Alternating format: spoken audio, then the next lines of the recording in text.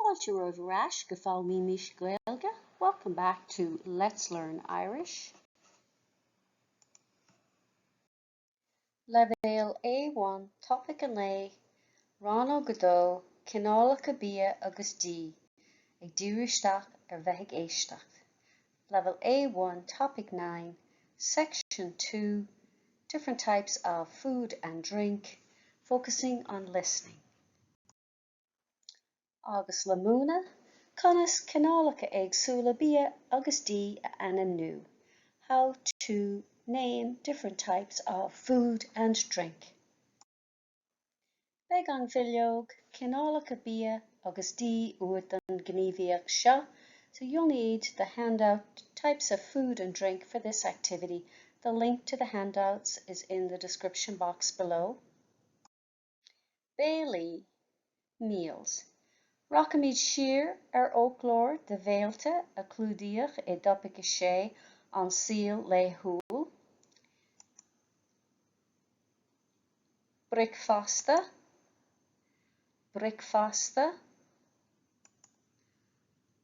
Loam, dinner,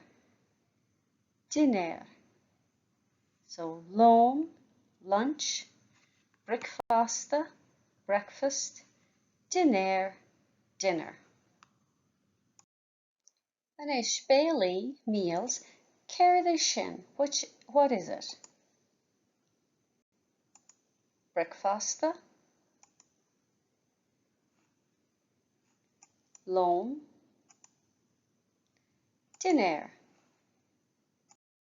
Cineálacha bia agus Éist le Máire agus Tomás ag déanamh amach listaí siopadóireachta. Listen to Mary and Thomas making out shopping lists. Cur tic leis na pictiúr de na rudaí atá lista mháire agus lista Tomás. Put a tick beside the pictures of the things that are on Mary's list and Thomas's list. Plusig tú an bhír a uair. You'll hear the sound clip twice. Dúas féchamid na pictúraí.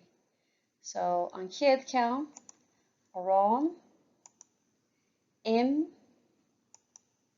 císte, isce, fian, bainne, fiol, iasc, ríis, prátaí, uachtaráite, agus anois éist leis an bhír. Cineálacha bia agus Lista mháire. Tá Máire i caint le na fear céile, Simon. Tá mé ag dul go dtíon siopa. Catá tá stáilhain? Tá arán agus a testáil péiscéala. Arán agus ócé. Bhaile iasc don dinéir agus prátaí beidir? Go bja. Iasc agus prátaí an lista mar sin? Cad faoi bhúdéal fian a gon dinéir freisin. Fian gal leis an iasc. Agus uachtaráite beidir? Cinnte. Ní léon bhaine fáca. 2 lítar bainne mar sin? Ceart go leor. Cím báilta? Sláilead. Lista Tomás. Tá Tomás an gháin le na charra Aoife. Hi, Tomás. Ein scéal? Aoife, tá méid díreachas tí unglyfa rugby agus tá teachtacht an gháin ó bhám. Tá sí i teacht chun an táras an nua eiceil inis. Tá náid trína chéile. Tar cupán téide agus písa cíiste, agus bei gachrad ceart go leor. Té agus cíiste? Ní léon bhíos an áras an. Ceanníim cupán caffí sa gharáiste ma bhealach go dtí an obair maidin ihim ceapras an ifig I gám láin agus téim go dtí an chipper go ma dhéinéir. Tá go dtí an siopa spár ag a gúine. Fá té, bhaine, siúcra agus cíiste. Beidir buidéal isce chumá. Beidh tú ar ais an am. Té, baine, siúcra agus cíiste. Buidéal isci. Go má, suíomh má.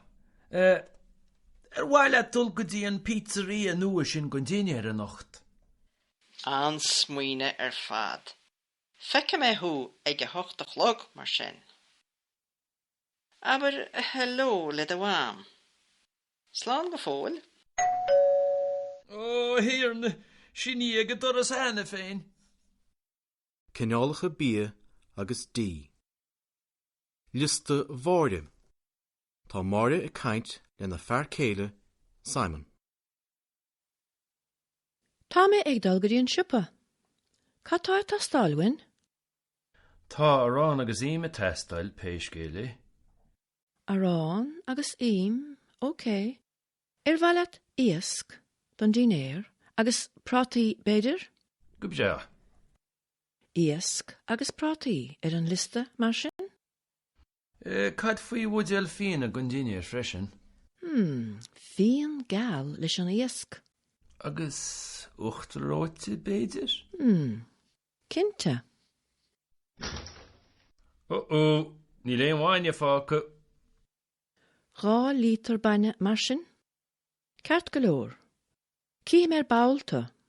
Sláinead. Lista Hamáis. Tá Tomás ar an gháin lena chara Aoife. Hai, Hamáis. Ein scéal? Aoife, tá méid díreachas tí unglyfa rugby agus tá teachtacht ar an gcóhan ó bham. Tá sí i teacht chun an táras an nua eiceil inis. Tá náid trína chéile. Tar cupán téide agus písa cíiste, gus beidh gachrad ceart go leor. Té agus cíiste, ní léon vías an áras an. Ceannaíim cupán cafaí sa gharáiste ar ma bhealach go dtí an obair ar maidin ihim ceapras san ifig I gám láin agus téim go dtí an chipper go ma dhéinéir.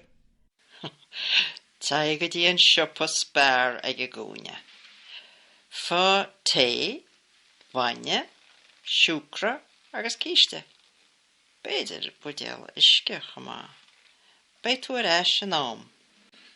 Té, baine, siúcra agus cíiste. Buidéal isci. Go má, suíomh má. Bhaile dul go dtí an pizzeria nua sin go daine ar an nocht. An smuoine ar fad.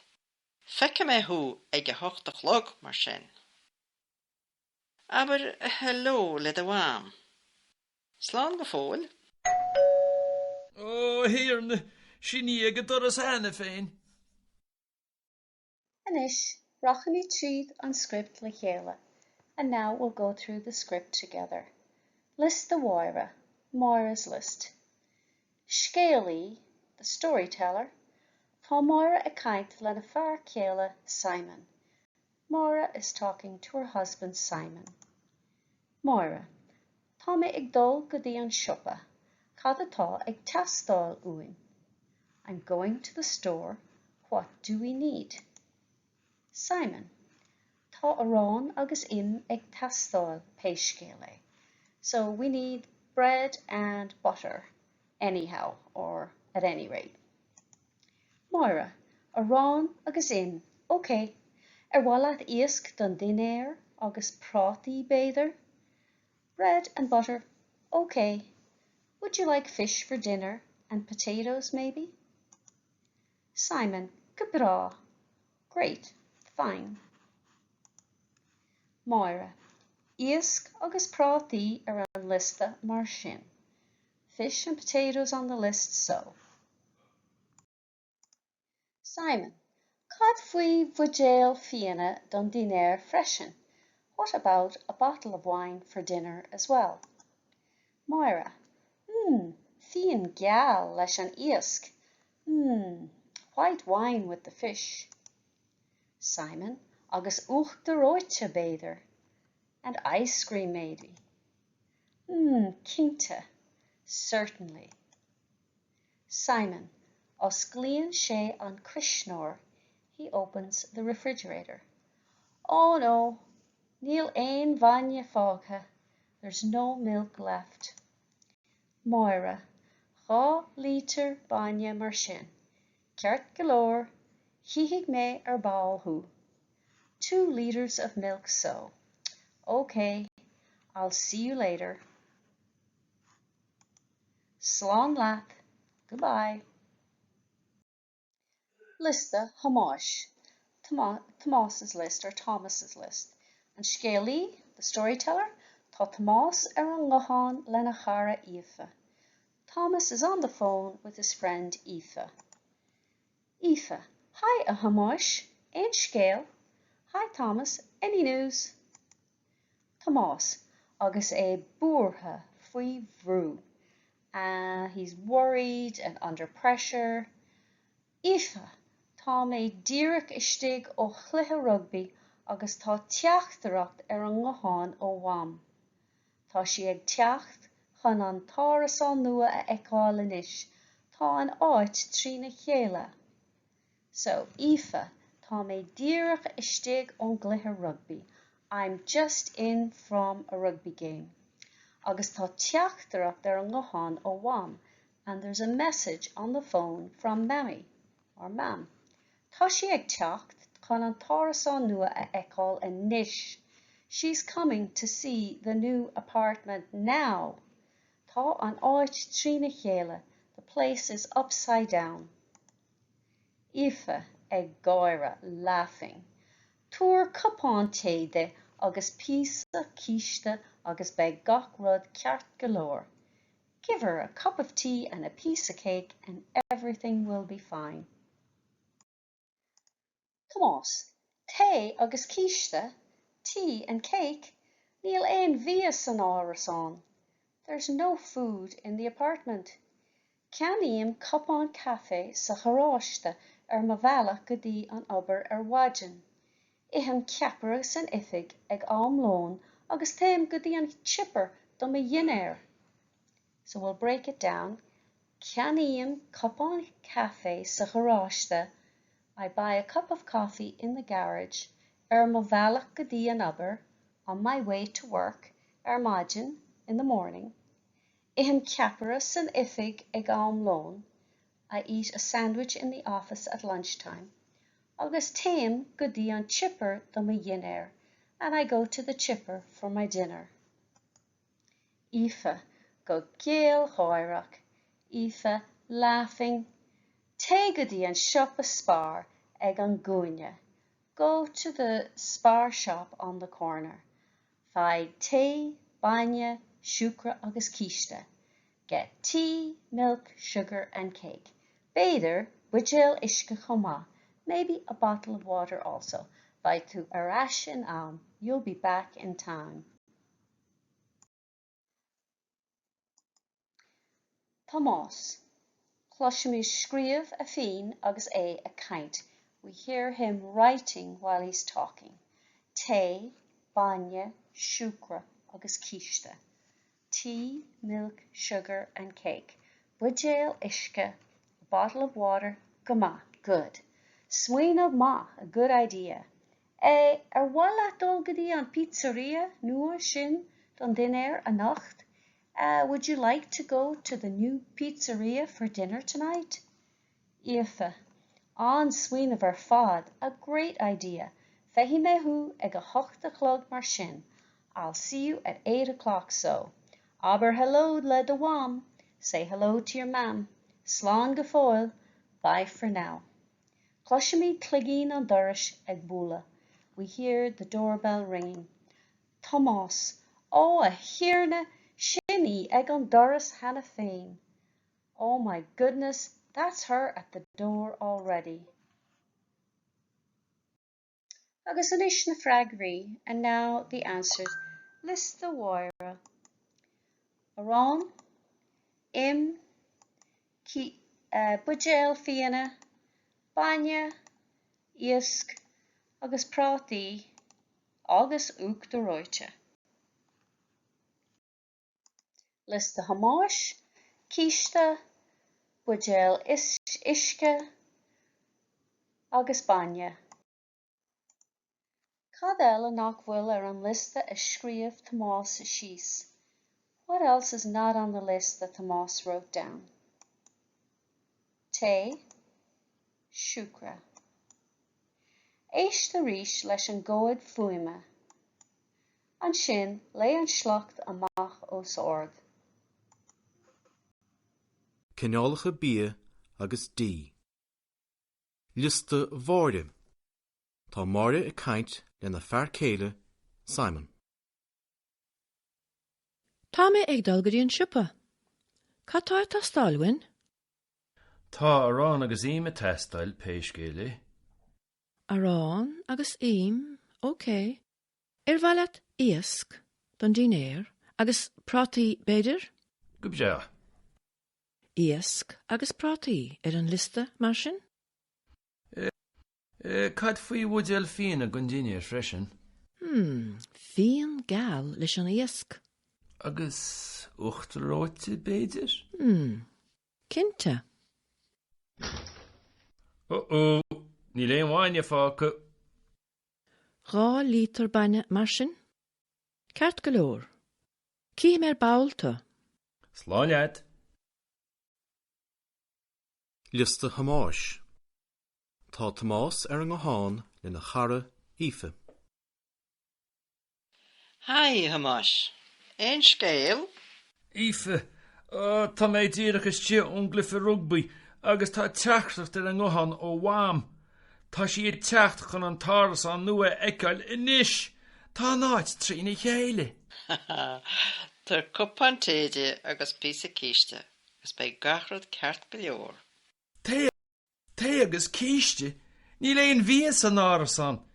Ceannaíim cupán cafaí sa gharáiste ar ma bhealach go dtí an obair ar maidin, ihim ceapra san ifig I gám láin, agus téim go dtí an chipper go ma dhéinéir. Tá go dtí an siopa spéir ag gúine. Fá té, bhainne, siúcra agus cíiste. Beidir buidéal isce chumá. Bei tú ar eis an am. Té, bainne, siúcra agus cíiste. Buidéal isce. Go má, smaoinemh má. Bhaile dul go dtí an pizzeria nua sin gon daine ar an nocht. An smaoine ar fad. Feice mé thu ag a hochtach log mar sin. Aber hello le do bham. Slán go fóil? Hiarna, sin í ag doras hena féin. Agus inis, sean stiff an sleacht a lé amach os ord. And now a chance for you to read the passage out loud. List the Waira.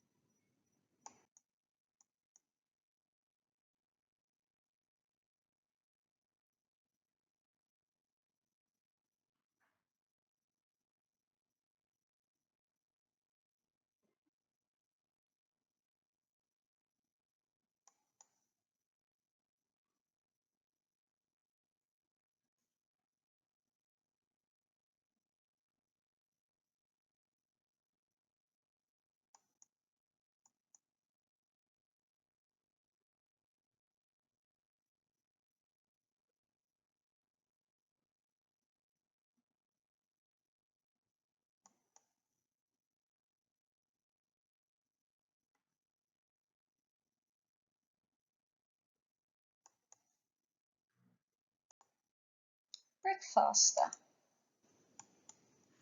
Breakfasta. Cada ihintu don breakfasta.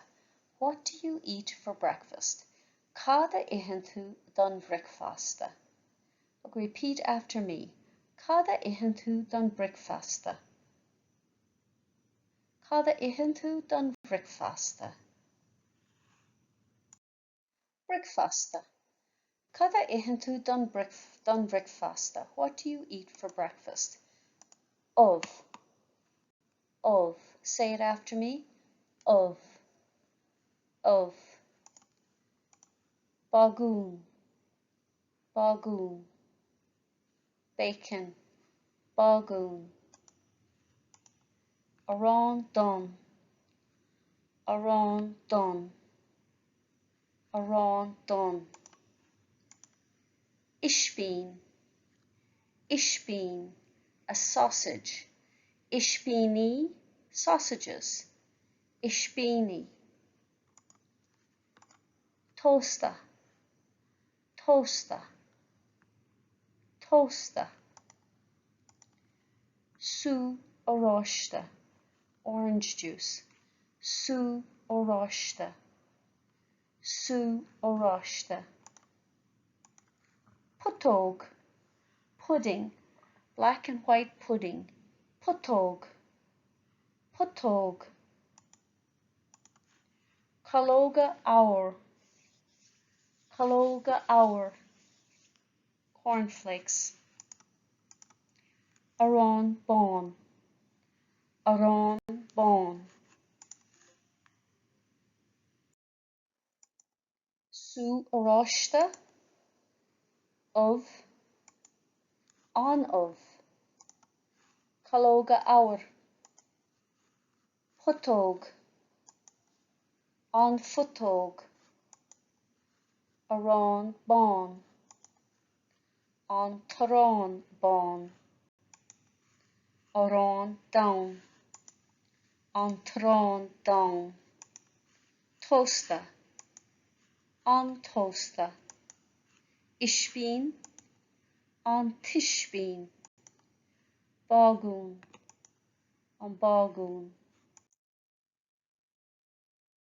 Loan.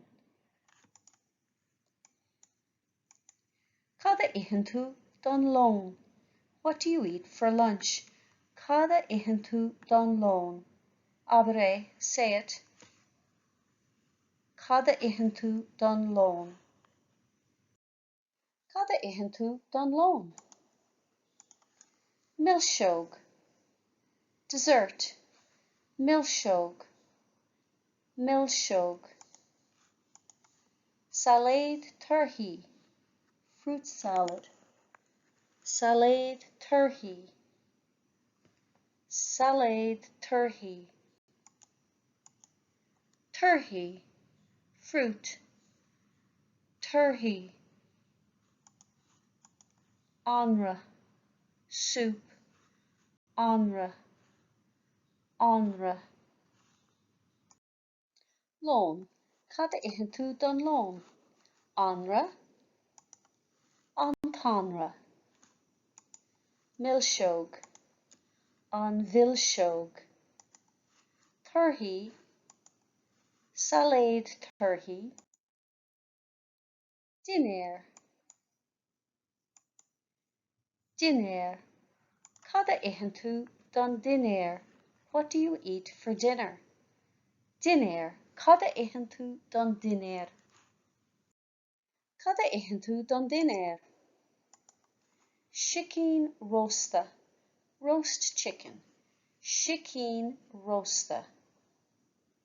Chicken roasta. Fiol. Meat. Fiol. Fiol. Bia mara. Seafood. Bia mara.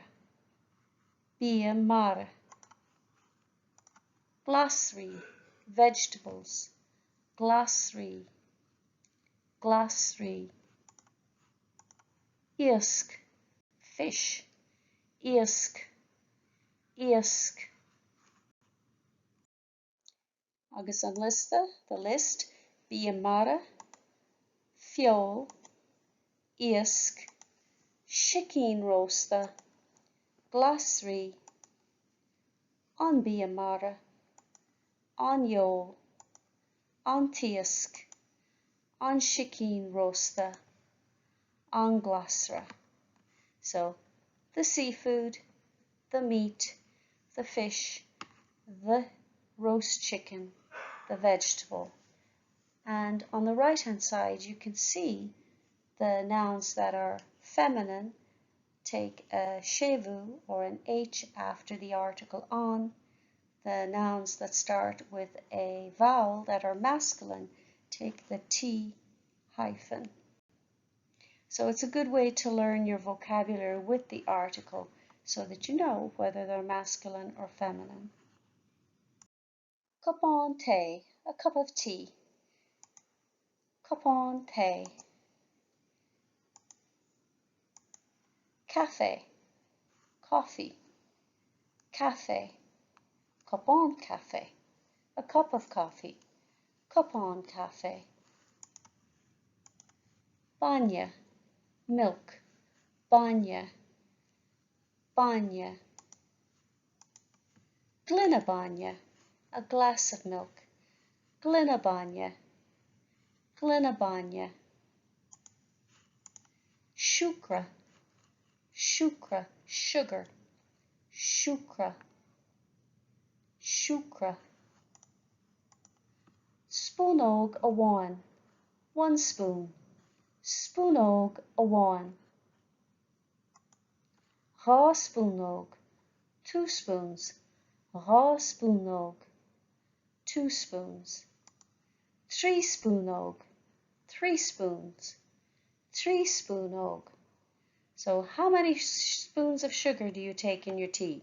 Spúnóg amháin, dhá spoon óg, nó 3 spúnóg. Briske, briske, briske. Bainne, an bainne. Cupán, an cupán. Cupán té, an cupán té. Café, an café. Gline bainne, sucre, an sucre. Spúnóg amháin, dhá spúnóg, 3 spúnóg.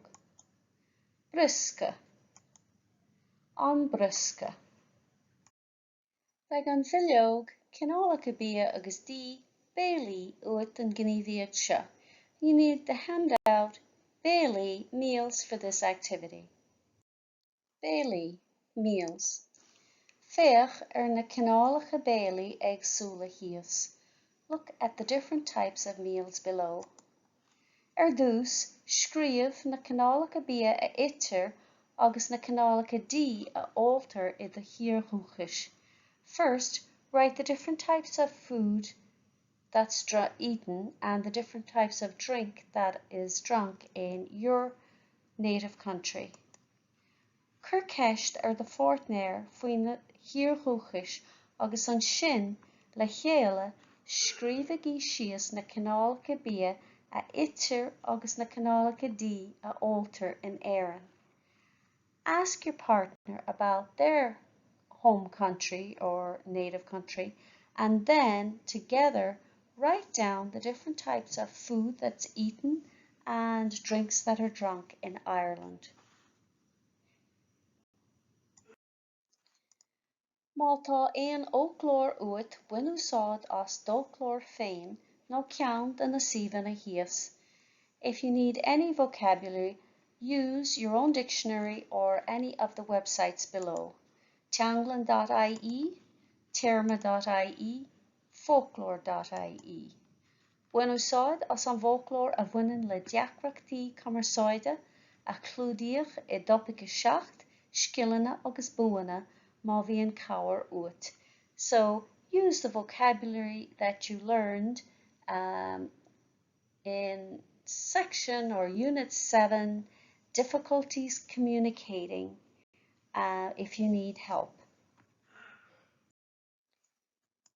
An bhfuil mór an difríochtaí idir na tíortha ar fad, are there many differences between all of the countries? An bhfuil le héad de bhéalaí, té agus supéir I do thíorchúchais. Is there such a meal as tea or supper in your country? Cad é an béla is fearr leat? What is the meal that you prefer? Or what is your favorite meal? If you don't have a partner to do these activities with, you can always pick two countries or two ethnic types of food that you like Italian or Mexican or Asian or Chinese, and use one of the dictionaries to look up some of the meals and some of the foods that you might find in that cuisine. Agus sin deire le Rannóg Cineálacha Bia agus, and that's the end of section 2, types of food and drink, le múna Cineálacha éagsúla Bia agus a animnú, naming different types of food and drink. Tá na nótaí agus bilóga oibre le fáil in éineacht le cóid fuaimne agus nasca na cuisle, suíomh lúscartaí. The lecture notes and worksheets to accompany the course, along with the MP3 files and Quizlet links, this is a flashcard website, are available. The original files are available to download at Theastas Eorpach na Gaeilge, teg.ie, or edited versions can be found at my website, simplyjacintha.com. Direct link is in the description box below. Míle buíochas do Theastas Eorpach na Gaeilge as cead a thabhairt dom úsáid a bhaint as na háiseanna closamhairc atá le fáil ar a suíomh. Many thanks to Theastas Eorpach na Gaeilge for their information to use, the learning materials and resources that are available on their website. Tásúlgam gur bhain sibh tanamh as. I hope you enjoyed it and got some use out of it. If you did, like and subscribe and share with your friends who may be interested in learning Irish.